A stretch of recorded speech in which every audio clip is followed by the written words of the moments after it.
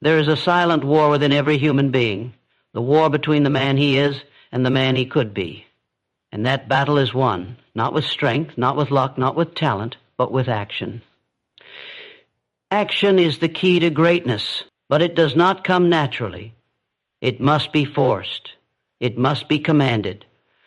The man who waits for the perfect time will find himself buried in years of regret. The one who acts, though unready, is the one who shapes empires. So how do you force yourself to act? The first step to forcing yourself to take action is not motion. It is not energy. It is not even discipline. The first step is clarity. You must know exactly what you want. Not vaguely, not loosely, not something you hope will work out someday. No. You must define the target. Name it. Own it. Burn it into your mind until every fiber of your being becomes magnetized by its presence, until you feel it before you touch it, until it becomes more real in your imagination than your current reality. Without a definite purpose, a man is a ship without a rudder. The winds of life toss him from side to side. He moves, but he arrives nowhere. He works, but he builds nothing. He wakes up, but he doesn't live. He is alive, but not truly living. The man with no purpose is the servant of circumstance. But the man who knows what he wants bends circumstance to his will. You will never act with power until you know why you must act. The reason must be crystal clear. It must pierce the fog of distraction, fear, and comfort. A definite purpose does not whisper. It roars in your soul. It wakes you in the middle of the night. It drowns out the noise of the world. It does not ask for your attention. It demands it. Because when a purpose is definite, it creates urgency. And urgency breeds movement. Look around and you will see 1,000 men running in circles, working hard at things they do not love, chasing dreams that are not theirs, climbing ladders that lean against the wrong wall. They were never taught the secret that until you define what you are chasing, every action is scattered energy, and scattered energy builds nothing. But focused energy, directed at a single burning objective, is the force that reshapes the world. Do not wait for your purpose to arrive in some great moment of inspiration. You must choose it. You must sit down with yourself and dig deep. What do you want more than comfort, more than ease, more than approval? What do you want with such fire that you would give up sleep for it? What would you bleed for? What would you rise again and again for, even if the world kept knocking you down? That is your purpose. And once you find it, you must never let it go. A purpose must not be general. I want to be rich is not a purpose. I want to be successful is not a purpose. These are daydreams, empty wishes. Your purpose must be exact. It must be measured. It must be visible, a specific sum, a specific goal, a specific mission. You must be able to close your eyes and see it. You must be able to describe it. You must know what it looks like, what it feels like, what it sounds like. Vague dreams do not command the mind, but clear, definite ones, they possess it. When the mind becomes possessed by a single aim, it begins to bend all thoughts, all energies, all decisions toward that aim. Suddenly your time becomes valuable. Your attention sharpens. Your days become strategic. You begin to move like a man on fire. There is no more wondering if you should act. You act because the goal is too real to ignore. When a man walks in purpose, hesitation dies, because now every action is no longer a task. It is a step. Every failure becomes information. Every delay becomes preparation. Every obstacle becomes a test of worth. And a worthy man will always choose to act. A definite purpose gives you the most powerful gift in life, direction. It silences the voices of doubt. It blinds you to distractions. It forces you to look forward, never back. Without it, you will drift, and the world will decide your value. But with it, you will rise, and the world will move to match your demand. People will tell you to wait.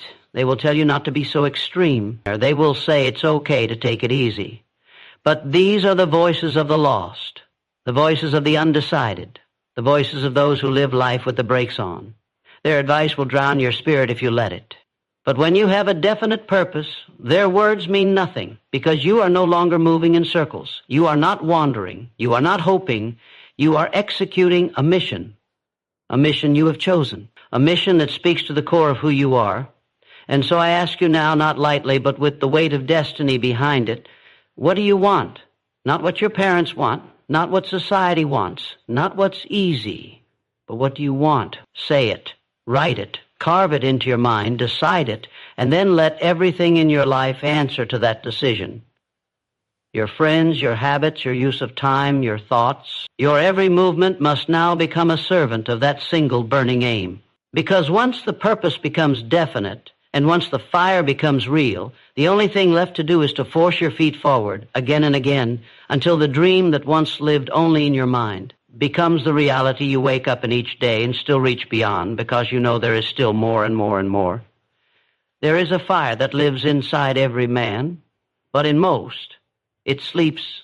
It flickers faintly when they are inspired, then fades the moment life presses down. But in the few, the rare few, that fire becomes a furnace, a raging, blinding force that turns dreams into destiny, thoughts into motion, and hesitation into action.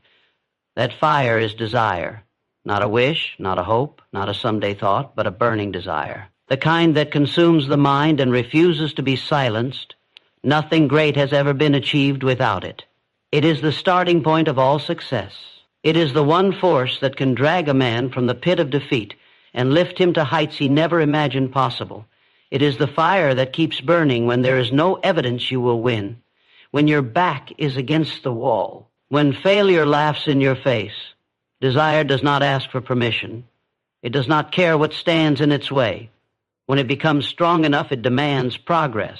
It forces action. It ignites courage. You do not need permission to dream, but to achieve you need desire that burns. Because when the road gets hard, and it will, only desire will keep you from quitting. Talent will not. Motivation will not. Even discipline will tremble without a reason to act. That reason must be set on fire. It must be alive inside you. It must be personal. You must want what you say you want with such intensity that it becomes an obsession. You must hunger for it, breathe for it, live for it. Desire is not born in comfort. It is born in dissatisfaction. It is born when a man looks at his life and says, "This is not enough." It is born in the pit of the stomach when you see someone living the life you know could be yours. It rises in your chest when you see potential locked away behind fear. It screams when you see time slipping through your fingers and know you were made for more. That scream, if you listen closely, is the birth of burning desire. And if you feed it, it grows. If you obey it, it leads. If you ignore it, it punishes. Because desire not expressed turns to bitterness. It rots in the soul of the man who doesn't act. It becomes regret. And regret is a slow death. If you want to move, if you want to force yourself into action, do not ask for motivation. You must build desire. Feed it. Speak it aloud. Visualize it daily. See the life you want so vividly that it feels unbearable to remain where you are. Your current comfort must become more painful than your future struggle. Only then will you move. Only then will you act. You must want it so badly that you are willing to look like a fool, to be misunderstood, to suffer without reward, to walk alone. Because the burning desire inside you is not for decoration. It is the engine of greatness. You do not find burning desire in the opinions of others. You do not borrow it from someone else's dream. It must be yours. Deep, emotional, tied to something that matters. Not just money, not just status, but meaning, freedom, impact, redemption, revenge against the weaker version of yourself, something bigger than pride, something powerful enough to make you rise when no one tells you to, something strong enough to make you work when there is no applause, something real enough to make you sacrifice sleep, ego, and comfort. And once that desire becomes a part of your blood, nothing can stop you. Not time, not failure, not fear. People will say you're obsessed. Good. Obsession is what mediocrity calls focused ambition. They will say you're too extreme. Good. All progress was born from extremes. They will say you're changing. Good. Change is the first sign that desire is doing its work. Let them talk. Let them judge. Let them watch. Because soon they will see what desire can do when it's backed by relentless action and an unshakable decision. Desire alone is not enough. It must be fed with belief. It must be paired with a definite goal. It must be followed by action. But it is the spark that lights the whole machine. Without it, nothing else has power. With it, even the impossible starts to bend. It gives life to effort. It gives meaning to sacrifice. It turns hours of labor into minutes. It pushes past fatigue. It erases fear. It whispers in the dark that you are not done yet, that you must go again, that you must not stop until you have what you came for. It is the voice in your soul louder than your excuses, louder than your pain, louder than your past. And when you feed that desire every single day, it begins to grow teeth. It bites into your mind and won't let go. It wakes you up before the alarm. It keeps you working long after others quit. It drives you to study, to train, to speak, to build, to act. You start to see opportunities where others see problems. You start to rise while others sleep. You start to move with the certainty of a man who must win.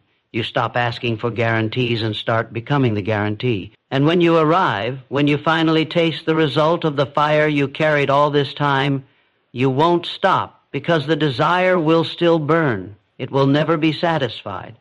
Not because you are greedy, not because you are restless, but because you have awakened something in you that refuses to die.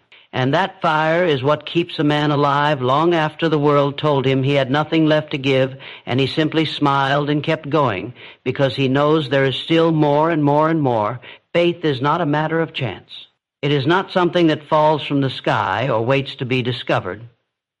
It is something you build, something you cultivate, something you demand from yourself when the evidence is missing and the road is dark. It is the bridge between where you are and where you must go. It is the one force that stands when everything else begins to collapse. When fear creeps in, when results are slow, when people doubt you, when even your own mind questions your worth. It is faith that keeps your feet moving forward. No man will take consistent action toward a goal he does not believe is possible. No man will persist when he secretly thinks he will fail. No man will sacrifice, struggle, or suffer for a vision he cannot see becoming real. Faith is the root of all power. It is the invisible hand that moves the man before the world gives him permission. It is the voice inside that says, go, even when logic says, wait. It is the one inner force that cannot be taken, borrowed, or inherited. It must be built by you, for you, within you, and faith is not passive. It is not idle. It is not soft. Faith is fierce. Faith is discipline in motion. It is a weapon forged in the furnace of your own mind. It does not require proof. It creates proof. It does not wait for results. It causes results. A man with faith can walk alone, be laughed at, be doubted, be delayed, and still rise. Not because he sees the path clearly, but because he knows the outcome is already his. The world belongs to those who believe before it's reasonable. The man who waits to see before he believes will never take the first step. But the man who believes so deeply that he cannot stay still, he is the one who builds bridges where others see rivers. He is the one who walks into the unknown and dares it to break him. He is the one who says, this will happen, and then makes it so. He is the one who keeps going when everyone else needs motivation, proof, or applause. Because faith is not built from the outside, it is built from within. You must train your mind to believe in what it cannot yet see. You must speak your vision daily, even if no one listens. You must hold the picture of your future so clearly in your imagination that it begins to feel more real than your current surroundings. That picture, burned into the mind, becomes your compass. And when you move toward it with intensity, with repetition, with conviction, something incredible happens. The world begins to shift. Doors open. Resources appear. People show up. And what once looked impossible slowly becomes undeniable. That is not magic. That is the power of faith backed by action.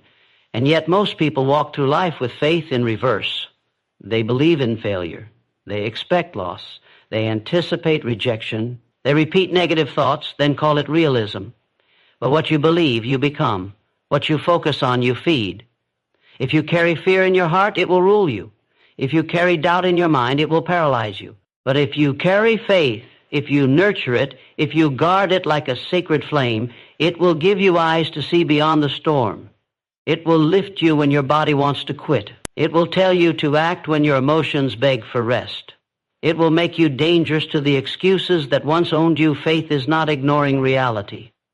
It is creating a new one. It is seeing the future through the eyes of willpower, not weakness. It is walking into uncertainty with the calm of a man who already knows the ending. You build faith by doing what you said you would do. You build it by keeping promises to yourself, by finishing the task even when it's inconvenient, by showing up on the days you feel empty, by standing tall when it would be easier to hide. Every act of discipline strengthens belief. Every step taken in courage builds momentum. Every time you defy fear, faith grows stronger, and one day you will feel it, not as a thought, but as a force. You will feel it in your bones, a certainty that you were made for this, that the struggle was shaping you, that the delay was preparing you, that the failures were refining you, that the waiting was never punishment, it was placement. You will look back and realize that every time you stepped forward with nothing but faith in your chest, you were building a bridge that could not be seen, but was always there, stretching across the canyon of your current life to the promised land of your true potential. No one will build that bridge for you. No one will hand you belief. No one will force you to see yourself as worthy. That work is yours alone. You must demand it from yourself. You must protect it from the outside world. You must declare it again and again and again until the echo becomes your identity. And when the world still says no, you must still say yes. When the world says wait, you must say now. When the world says you can't, you must whisper back with unwavering certainty that you already have and will again and again and again. And again, procrastination is the enemy with no face, the silent thief of time, the master deceiver that convinces you there is always tomorrow. It does not scream. It does not attack. It whispers. It waits. It offers comfort dressed as reason. It tells you to pause, to think, to get ready, to feel right, to wait for clarity or energy or timing. And it always sounds logical while it pulls you further from your destiny. And the only weapon powerful enough to kill it is decision, not a casual decision, not a maybe, not a half-hearted thought followed by hesitation. Only a full force, no turning back, burn the ships. This is it kind of decision has the power to break the grip of procrastination.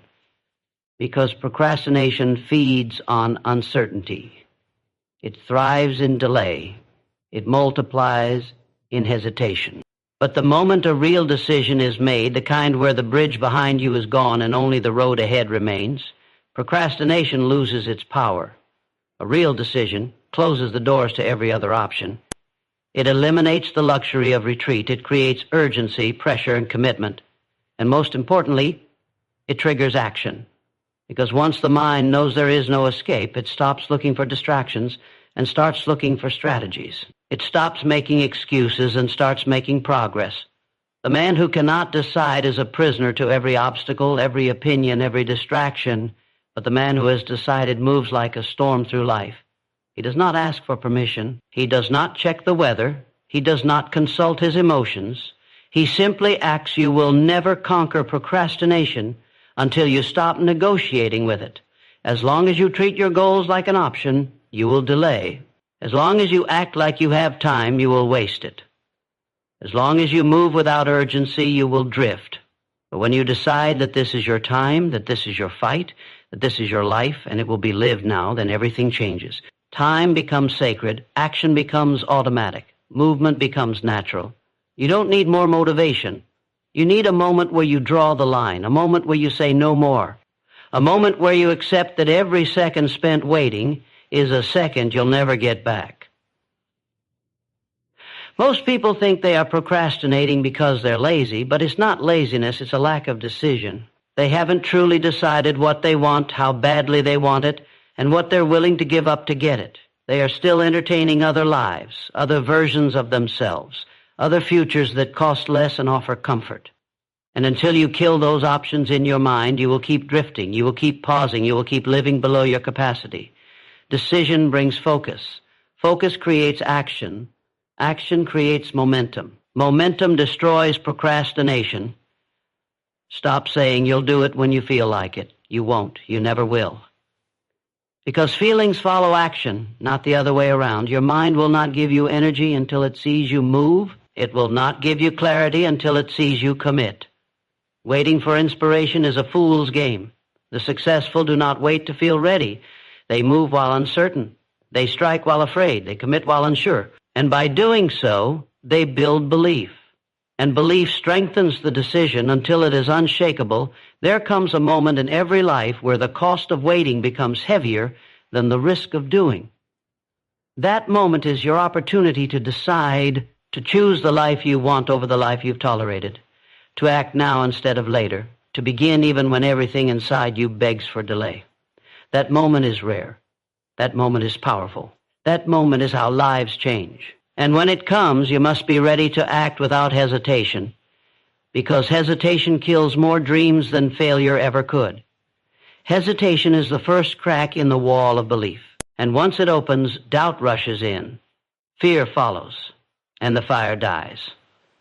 But when you move immediately, not later, not next week, not tomorrow, but now, the wall of belief becomes unbreakable. You do not need more time. You need stronger decisions. You need to decide that your future will not be built by chance, but by choice. You need to decide that every time you delay, you are stealing from your own potential. You need to decide that greatness does not belong to the man who waits, but to the man who moves. And once that decision is made, you must protect it with action. Action is how decisions are kept alive. Without it, decisions rot. Without it, they become wishes, but with it, they become weapons. You do not become powerful by thinking about it. You become powerful by deciding something so strongly that not acting becomes more painful than action. You must reach a place in your mind where procrastination is no longer an option, where delay is death, where comfort is betrayal, where time is currency and every second you invest must return with interest. You must look at your life and ask, where am I undecided? And then cut away the fluff. Strip it down. Get clear. Get direct. And decide. Decide who you are. Decide what you will do. Decide what you will no longer tolerate. Decide what you are no longer willing to postpone. And when the decision is real, it will show up in how fast you move, how deeply you commit, how ruthlessly you cut distractions, how powerfully you show up again and again, whether anyone claps or not, whether the path is easy or not, whether you feel like it or not, because the man who has decided does not wait for permission. He does not fear failure. He does not stop to explain. He simply moves forward and forward and forward and forward. The mind is a servant, but it will only obey the master who knows how to command. Most men allow their minds to wander, to drift, to absorb every fear, every doubt, every lazy whisper that the world throws at them. And then they wonder why they do not act. They wonder why they are paralyzed, inconsistent, uncertain, and filled with hesitation. But the answer is simple. They have not taken control of their inner dialogue. They have not programmed the mind with what it must believe. And what the mind does not believe, it will never pursue autosuggestion as the act of feeding the mind with words, with conviction, with repetition, until it accepts those words as truth. And once the mind accepts an idea as truth, it begins to act on it. It begins to search for evidence, to form habits, to create energy, to push the body toward motion. It is the trigger of all human behavior. Every action you have ever taken began as a whispered thought, repeated often enough that it eventually became real to you. And if you do not deliberately control those whispers, they will be controlled by the world around you. You cannot take powerful action while holding weak thoughts. You cannot build a bold life while feeding yourself timid words. The mind must be instructed. It must be trained. It must be reminded every single day who you are, what you want, and what you are willing to do to get it. This is not positive thinking. This is programming. This is repetition backed by belief, belief backed by clarity, and clarity backed by relentless action. When you tell the mind what to focus on, it begins to filter the world through that lens. When you declare your purpose every day with emotion, the mind begins to build momentum. And when that momentum rises, action becomes the only option every day you wake up. You are either programming your mind or being programmed by something else. Every word you speak about yourself, every thought you repeat, every label you accept is shaping the world you live in. Say you're tired, and the body will follow. Say you can't do it, and your energy will vanish. Say it's too hard, and your effort will shrink. But say you were built for this. Say you are relentless. Say nothing will stop you. Say you act now, not later. Say your time is now, and then say it again, and again, and again, until your voice is louder than your excuses. until your belief drowns out your fear, until your desire roars louder than your doubt. Autosuggestion is how you turn thought into belief, belief into emotion, emotion into fire, and fire into action. It is the daily discipline of speaking your vision until it becomes unavoidable. It is the refusal to let your mind default to weakness. It is the mental ritual that says, I decide what I believe, and then repeating that belief until it becomes identity. And once it becomes identity, action flows from it effortlessly. The man who believes he is disciplined does not struggle to act. The man who believes he is strong does not wait for courage. The man who believes he is destined for greatness does not need permission to move, because action is no longer forced. It is natural. You cannot afford to speak carelessly. Every word becomes a seed. Every thought becomes a blueprint. Every sentence becomes a command to your subconscious. Speak as if your life depends on it, because it does. You are always building something. The question is, are you building power or building weakness? The one who talks about his fears will live in fear. The one who talks about his future will move toward it.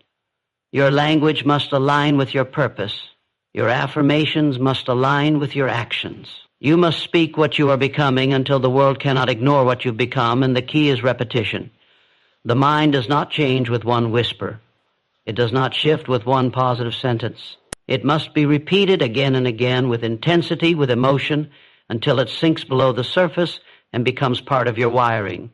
You must say it when you believe it, and you must say it when you don't. You must say it when you feel powerful, and especially when you feel broken. You must say it until you hear your own voice in moments of fear, in moments of fatigue, in moments of darkness. That voice becomes your compass. That voice becomes your edge. That voice becomes the difference between stopping and continuing autosuggestion. Is not magic. It does not replace action. It fuels it. It is the inner fire you ignite before you take the step. It is the mental armor you wear into the battle. It is the command center from which all execution flows. The world will try to distract you. Your past will try to define you. Your failures will try to haunt you. But when you are armed with a mind trained on power, on purpose, on movement, you are unstoppable. You wake up and command your day. You face obstacles and command your emotions. You face resistance and command your persistence, because your mind has already accepted that you are the kind of person who does not quit, who does not delay, who does not break under pressure, who does not seek comfort, who does not need praise, who does not need rescue, who does not ask if it's possible. Because the decision has already been made, and your job now is to execute and rise and repeat and dominate and move and build and return every day. To feed the mind again and again and again and again. Knowledge is not power unless it is organized, directed, and applied toward a definite end. The world is overflowing with knowledge, but still full of powerless men. They read, they scroll, they consume facts, opinions, ideas, yet they remain still, paralyzed, confused, and stuck, because knowledge in itself means nothing until it is harnessed and used to serve a purpose. The man who knows everything but does nothing is no more powerful than the man who knows nothing at all. But the man who knows precisely what he must know, who sharpens his mind in a specific direction, who gathers knowledge like a weapon and wields it with force, that man is dangerous. That man becomes unstoppable. You must stop collecting random information like a beggar picking scraps. You must stop confusing motion with meaning, busy work with building, reading with rising. If knowledge is not tied to your purpose, it is a distraction. If it does not drive action, it is entertainment. Most people are drowning in general knowledge, thinking it will make them valuable, thinking it will somehow magically lead them to success. But only specialized knowledge gives you leverage. Only the kind of knowledge that solves a specific problem, that builds a specific result, that applies to a specific mission will drive your life forward. You must know your goal. You must define your desire. And then you must ask one question: what knowledge do I need to master in order to get there faster, better, stronger? Then you hunt that knowledge with obsession. You pursue it like a warrior seeking his next weapon. You master it until it bends to your command.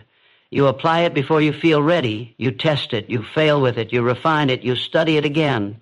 And over time, that specialized knowledge becomes your edge. It becomes your advantage. It becomes the power behind your action.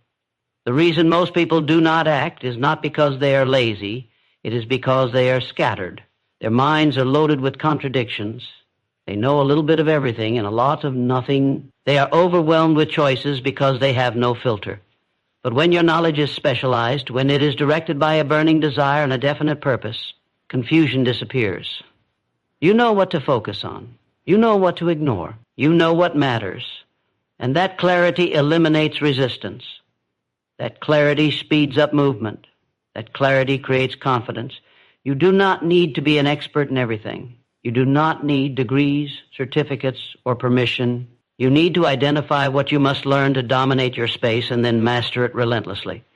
The world does not reward those who know the most. It rewards those who can do what others can't. Those who bring value where others bring noise. Those who solve problems others cannot touch. That is what specialized knowledge does. It makes you irreplaceable. It makes you necessary. It gives you the power to move through the world with strength, certainty, and purpose, and specialized knowledge is not static. You must renew it, upgrade it, stay sharp.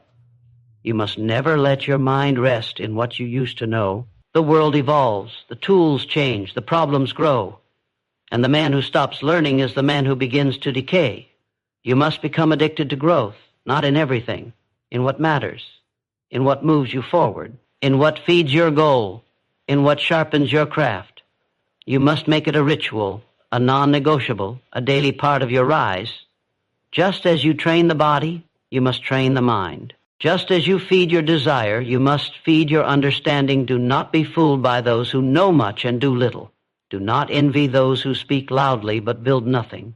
The man of power is often quiet, but his results speak for him. He studies while others sleep. He sharpens while others scroll. He applies while others doubt. He is focused, he is direct, and he is never done learning because he knows his power grows with his knowledge, and his knowledge becomes sharper with his action, and his action becomes more effective with each lesson, and each lesson builds a foundation that cannot be shaken by fear or failure or delay. This is how you rise, not by knowing everything, but by knowing the right things and using them with precision, not by gathering information, but by turning information into tools, not by waiting until you feel ready, but by using what you know now and improving as you go. You must become a builder, a technician, a student of your craft, and a relentless practitioner.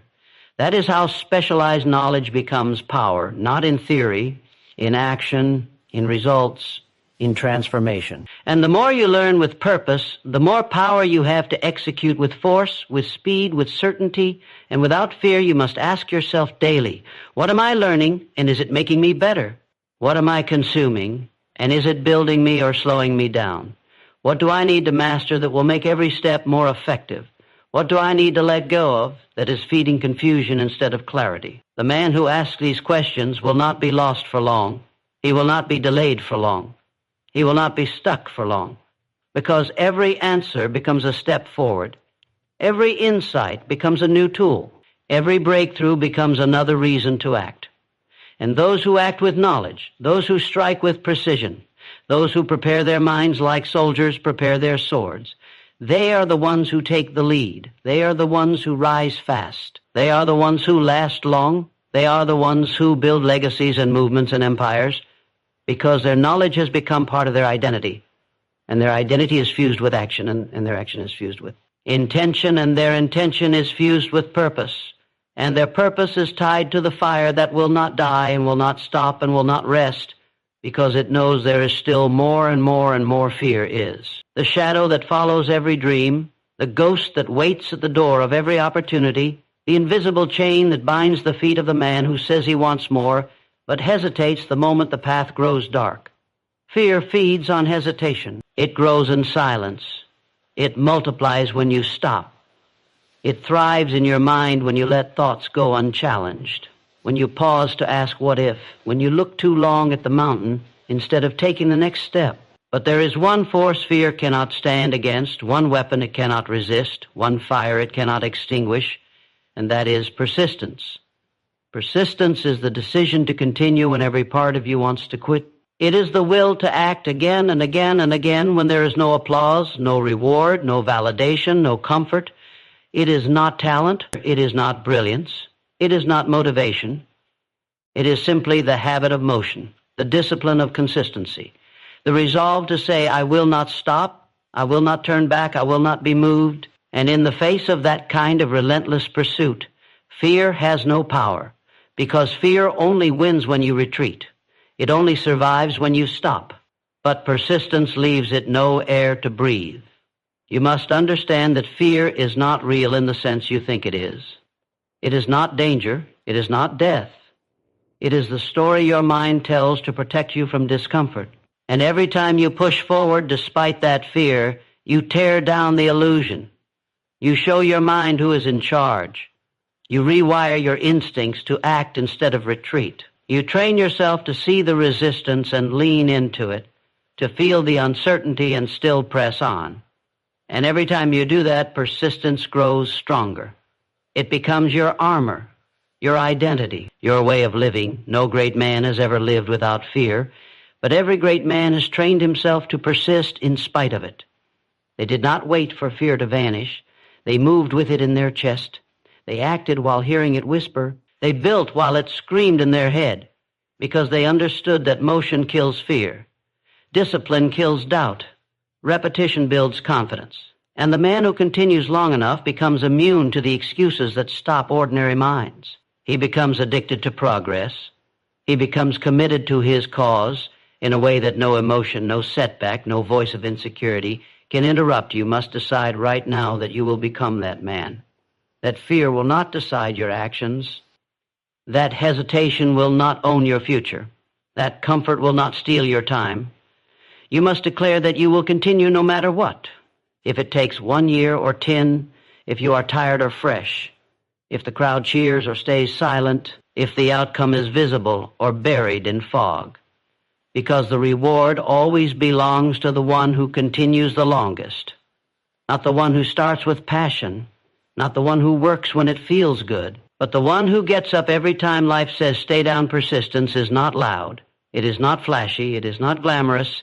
It is the quiet decision to show up again, to do what others won't, to move forward while carrying the weight. It is in the early mornings, the late nights, the lonely hours, the silent work. It is in the discipline of finishing when no one is watching, in the practice of doing it right when shortcuts are everywhere. It is in the refusal to be shaken by delay, to be broken by failure, to be turned back by the opinions of the weak. And it is through that long obedience in a single direction that fear finally begins to fade, not because it disappears, but because it no longer controls you. You become dangerous when you no longer wait to feel brave. When your response to fear is not retreat, but repetition. When you do it again and again and again, you don't wait for the feeling to be right. You act because the action is right. You persist not because you are fearless, but because you have decided that nothing matters more than the goal. Not doubt, not fatigue, not rejection, not temporary failure. And every time you act with that mindset, fear loses a piece of its grip. It begins to break. It begins to shrink. And eventually, it becomes nothing more than background noise you no longer answer to. And persistence builds more than progress. It builds pride. It builds identity. It builds the kind of self-respect that cannot be shaken by failure or stolen by circumstance. It tells the world and yourself that you are not here to visit. You are here to conquer. That you are not chasing dreams casually, but hunting them with blood in your eyes. That you are not a tourist in your own life, but a warrior who has planted his flag and will not move until the mission is complete. Most men quit when it gets hard. Most give up when they fail. Most freeze when they're afraid. That is what makes persistence rare. That is what makes it powerful. That is what makes it the great separator between the average and the unstoppable. You must choose which side you will stand on. You must choose what story you will live. You must choose whether you will act once or act until, whether you will try or become, whether you will start or finish. And that choice must be made daily, hourly, in every small moment when fear says wait and you say move, when fear says later and you say now, when fear says enough and you say more and more and more and more. No man rises alone. No man builds an empire in isolation. No man climbs to his highest without surrounding himself with minds that match or multiply his vision. The idea that greatness is a solo pursuit is a lie fed by ego and pride. The truth is this: your strength will always be limited by your environment, your potential will always be restrained by the quality of minds you allow around you, and your success will always accelerate or collapse based on who